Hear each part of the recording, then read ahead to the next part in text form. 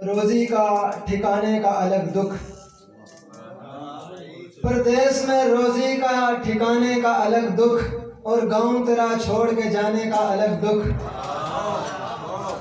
اور گاؤں تیرا چھوڑ کے جانے کا الگ دکھ۔ دکھ یہ بھی کہ اس پر کئی اشعار کہے تھے، دکھ یہ بھی کہ اس پر کئی اشعار کہے تھے، اور پھر انہیں دریا میں بہانے کا الگ دکھ، اور پھر انہیں دریا میں بہانے کا الگ دکھ۔ یہ نظم دیکھیے، اور میں تمام آنے والے شعراء سے گزارش کروں گا کہ وہ مختصر پڑھیں میری طرح مقامی۔ نظم ہے کہ ارے جانے جانا یہ آسان نہیں ہے، ارے جانے جانا یہ آسان نہیں ہے، یہ اشعار کہنا فعول کو ملزوم رکھ کر قوافی نبھانا، جوئے شیر لانے سے رتی برابر بھی آسان نہیں ہے۔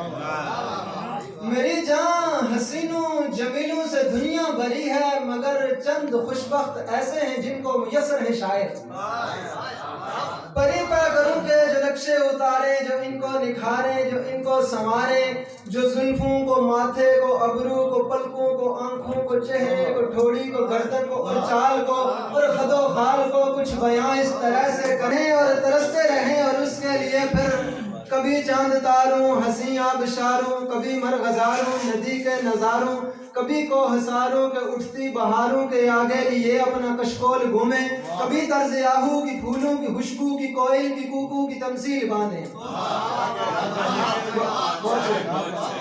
میری جان یہ تضمین و تطبیق و تقریر و تجنیس و تعریض و ترسیح و تلمیح و تلمیح و تلویح و ایہام اور حسن تعلیل تشبیہ اور استعاروں سے موتی کو رونا، زمین آسماں کے کلابے ملانا، ہنچڑیا کو جیسے ہما کر دکھانا، ارے جانے جانا یہ اشعار کہنا، قوافی نبھانا یہ آسان نہیں ہے، یہ آسان نہیں ہے۔